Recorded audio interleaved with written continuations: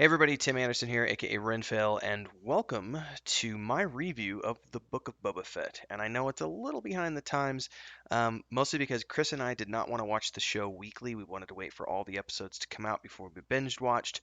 Last Wednesday, which was the 9th of February, we went and got our booster shots for COVID, and as a result, we were feeling kind of under the weather. So last Wednesday night, we did the entire run in one evening, stayed up about 2 o'clock in the morning and finally have put all my thoughts together, and we're going to talk about that today. But before we do, if this is your first time here and you've never watched any of my other videos, I got a favor to ask. If you do like this video, at the end of it, make sure to hit that like button. Let me know that you did like the video. Leave some comments below if you'd like to. And of course, if I've ever earned your subscription, it would be awesome if you subscribe to the channel and hit that bell icon so you get updates for all the other stuff I do here. And there are a lot of things. This is a variety channel. I do a lot of games, MMORPGs. I do some cooking for Lord of the Rings online cooking show with Chris. We do book shows, reviews of uh, shows and reviews of books. I kind of confused the words there. We have a gaming community, and Chris and I stream sometimes. I often stream with the gaming community Thursday, Friday, and Saturday nights. Links to the gaming community and everything else can be found in the Discord down below. And we'll talk about a little bit about the world map behind me, the Weave and the Void, at the end of this video. Without further ado, let's dive into the Book of Boba Fett. Um, Overall, as we get into this, I need to remind everybody this will not be a spoiler-free take on this show. So if you don't want the show to be spoiled, if you're still waiting to watch some of the episodes or etc. like we did, turn away now. I'm giving you plenty of ample warning that spoilers lie ahead because I am going to be talking about all sorts of stuff in this show. Um, so it's going to be spoilery. So let's give you a few more seconds and I'd say we're probably good moving on from here on out. So overall, I would give this show a 7 out of 10. There were things I didn't like about the show, things I did like about the show. One of the things I didn't like about the show, and let's get that out of the way right out of the bat, is that the unfortunate reality is like the show takes a while to get going. And there's only 7 episodes to work with, so we're not given a lot of runway for things to actually get going. And I felt like by the time we got to episode 5 and the show had finally hit its pace and found its stride, we were already 2 episodes away from the finale. So we only got really 3 episodes where things were firing in all cylinders. And the first 4 episodes was just sort of like a lot of filler buildup. Now, that's all important buildup if, and I stress the if here, if they are going to be making a second season of the Book of Boba Fett. Because all of that character development that they put into the time that he spent with the Tusken family and that sort of changing his perspective on life in general, all of that will mean more when we get to season 2. Or if they're going to be having Boba Fett show up in all of these other shows now, because again, we have the same people now in charge of the Disney Plus show, or at least helping to guide the Disney Plus shows as we're guiding the Netflix Marvel shows. So when we start thinking about Daredevil, Punisher, Luke Cage, Jessica Jones, all sort of coming together in the Defenders, I believe it was called, Iron Fist, all those shows coming together. Like, I feel like that's what we're sort of working towards at some point with all of these different shows coming together because we've had Mandalorian, now we've got the Book of Boba Fett, we've got the Ahsoka Tano show, we've got the Rangers coming out, we've got all of these things happening. There's well, the Andor show is a different timeline, but still, we've got all of these shows coming together, and I feel like we're working towards something with all of these individual characters having their own spin-off shows. So we'll see. Also, we've got the Obi-Wan Kenobi show coming out, and I don't know if Boba Fett's going to play into that because it's a different timeline, so to speak. So anyway, let's get back to the Book of Boba Fett. 7 out of 10. It does take a little bit to get going, which is the one complaint I have about this show. That's why I gave it a 7 out of 10. Because if you go back and watch the first season of The Mandalorian, it's bang, bang, bang right out of the gate. And the first season of The Mandalorian was easy at 10 out of 10, with a couple of filler episodes that might drop it down to a 9, but overall, just bang out episodes all the way through. So we have a little bit of slow character development. They obviously took a little bit from the expanded universe, extended universe, whatever you want to call it. If you remember the old bounty hunter novels from the 90s, we knew that Boba Fett got out of the Sarlacc pit. Like, so they've at least taken that core component of his storyline and brought it into the current canon generation of the Disney shows. So that part of it was cool because I had flashbacks to reading those books as a kid and going, oh, at least we got this component.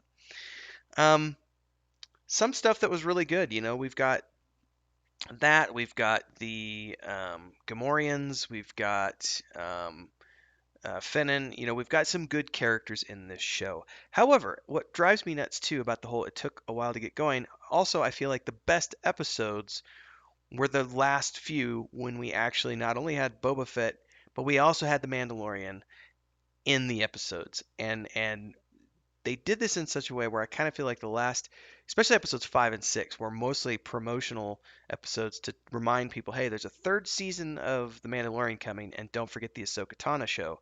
That's coming as well. I feel like that's what those episodes 5 and 6 were mostly about. And then towards the end of episode 6, we're back on Tatooine and dealing with, what's going on here. Some of the things I didn't like out of the gate, because again, overall, great show. Some stuff I really hated. The mods, I just hate the mods. I don't like the mods. Like, they're kind of like how I feel about some of the things that are being done to the Rings of Power show with Amazon Studios. Like, they're an unnecessary addition in my mind. Um, and they just seem invented. And it also kind of takes away the threat of death now because it's like, oh, well, so Finnan can be resurrected. And then at the very end of the show, we get the spoilers and then at the end of the credits that the Marshal actually isn't. Cobb Vanth actually isn't dead. He's in the back tanks. I mean, and there's the mod guy, the mod surgeon over him getting ready to do an operation. So it kind of has taken away the threat of finality for characters that aren't Jedi. And we even lost the Jedi being mortal when we had the most recent Disney films, and suddenly Rey can force heal everyone, and all the memes that have gone around the internet of like all the old Jedi characters who died going, "What the hell? If force healing was a thing, why didn't we know about it and why didn't we use it?" Like there's fun stuff like that. So I didn't care for the mods, especially at the end of the episode, the last episode. Everyone's making fun of the stupid spin thing that the character with the cyborg eye does, where he turns around and spins and fires his blaster, and it's like, really? Like you could have just turned around and shot. Like you didn't need to do a spin thing. So there are some silliness moments to that, but overall, I can accept the mods being there for the current generation. Also, despite the fact that the special effects overall are really good on these shows, those speeder bikes were like little old people scooters. They're really slow, and I don't get it because we saw speeder bikes and those look great. The speeder bikes were very well done, and then we get these things and they're like grandma scooters and they look like crap. And the CGI was not very well done on those. So I just that part. If you could just strip the mods out, I'd give the show a 9 out of 10. But we have those characters, so it is what it is. I also really disliked a lot, but I also understand they did it for the character because they've already shown that the character of Luke Skywalker, um, fell to the hubris of the Jedi Order of believing all of that bullshit about light and dark, and it must be like this. And then we get to the Last Jedi, and Yoda's like burning the books and everything, and telling me, that doesn't need to be like that anymore. That was our fault. We shouldn't have taken it to that extreme. But this is before Luke had gotten to that point. So we see Luke presenting Grogu with this mandatory decision of you can here's your daddy who gives you candy and treats and takes you on fun rides and defends you, and he's giving you this cool you know piece of armor to where you can either choose that or this lightsaber. You can't have both. And I'm at the same time in the back of my mind going, wait a second, I thought only the Siths deal in absolutes. And here's Luke Skywalker presenting young Grogu with absolute decisions. He has to make an absolute choice here. You must choose one or the other. You're not allowed to do both. You can't follow the Jedi training and still have, a relationship with your father because that's attachment and that's bad. So we see both sides of the coin here. We see the fallacy of the Jedi Order of saying that you're not allowed to have a choice, but at the same time, they're contradicting themselves by also using the same philosophy of only the Sith deal in absolutes. Well, it's not just only the Sith that deal in absolutes, also the Jedi Order, which was the downfall of the Jedi Order because they only dealt in absolutes. So um, it was hard to watch that, but it also helps you understand where they took the character of Luke Skywalker through the new trilogy, and the eventual destruction of that Jedi Temple, and him going off into hiding, realizing that it's my fault for that because I screwed up because I thought that I had to continue the ways of the Jedi, which is why the Jedi must end, the Jedi must die. So there's some cool tie-ins there, but it was also a very difficult scene to watch because I was like, poor Grogu. And then I didn't know what was going to happen, and then Grogu shows up, and you're like, yes, he chose the Mandalorian. So there was some, there was some really cool stuff in this show. My brother and I both talked about how we really disliked the fact that they just like threw the Gamorreans away at the end of it. It's like some of the most loyal, badass characters in the show, and then they just throw them off a cliff at the end. And there was also some stupid discrepancies, and even Chris. So Chris is not a Star Wars fan. She's never really watched, not like I have. She's seen the films, but she's not an intimate lover of Star Wars like I am. But even she was saying in the first episode when they're surrounded by the guys with shields, she's like, he has a rocket pack. Why isn't Boba Fett flying up above them and just shooting them all from above?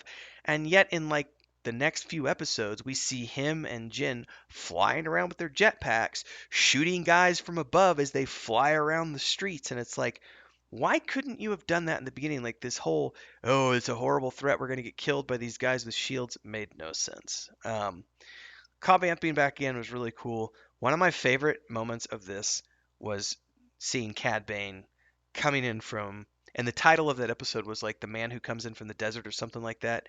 Um, and the first shot where you see this figure coming in from the distance, I was like, ooh, who is this?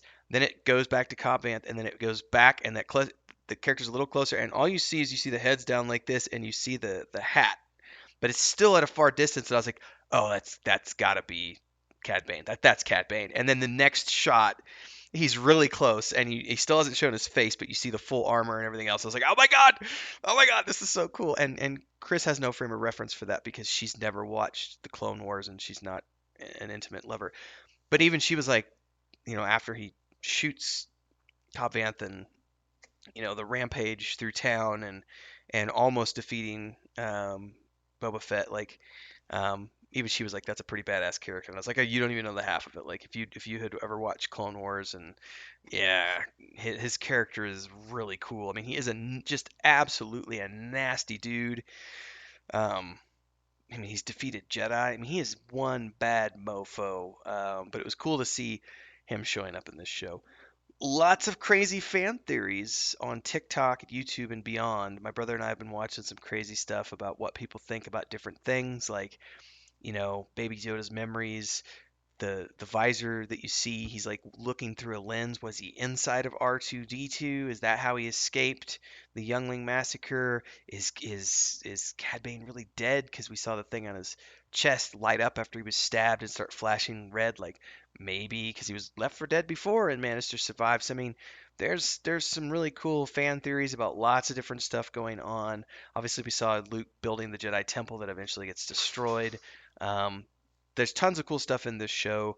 So in the arc of the overall Disney Plus Star Wars shows, highly enjoyable, 7 out of 10. I'd love to hear your thoughts. I'm sure I'm forgetting things because I didn't take notes. I'm just kind of remembering the show from like 5 6 days ago when we watched it. But another good entry, and I gotta admit, I can't wait for the upcoming Rangers show, the upcoming Ahsoka show. These are all tying in the next season of The Mandalorian. All these shows tying into the same timeline. I can't wait to see where we're going next because obviously Grogu is back with Mando, and hopefully we're going to see those characters have some more adventures. Um, I like the fact that he chose his space daddy over, Mr. Sith Master Luke Skywalker. Anyway, I'd love to hear your thoughts, everybody. Let me know down in the comments below. And if you do like this video, again, please let me know with a like. Subscribe to the channel, hit the bell icon so you get updates like this in the future. Join our Discord, links are down below. It's a great community, just hang out and discuss stuff. Plus, we have a gaming community that's currently playing Lord of the Rings online if you want to join us there. And then if you want to support the channel, the best way to do that is to go over to the Weave in the Void Patreon page. The Weave in the Void is the world that I'm building with my wife and my brother. It's a 3-part series, which is a 5th edition tabletop campaign setting and module, a point-and-click adventure game like the old King's Quest and Quest for Glory games, and a series of books, kind of like Dragonlance, with chapter art and everything else. And we're doing all of that through the Patreon page for our company called the Wandering Hermits LLC. It's patreon.com/. Wandering Hermits. You can get in for $3 a month, which is a great way to support the channel. Buy me a cup of coffee. It gets you access to the book chapters as they are published twice a month. A bunch of concept art from Chris. We get 3 weekly posts. You can pre-order the point-and-click game. You can pre-order the campaign modules and everything else. Our books for the tabletop are going to be out this summer. Point-and-click games out in the fall or winter. Q4 somewhere in there. Check it all out over at the Patreon page. So if we don't see you here or in Discord, or maybe we'll see you in Patreon next time. Until then, stay safe, everybody. Thanks for your time, and I'll see you in the next video.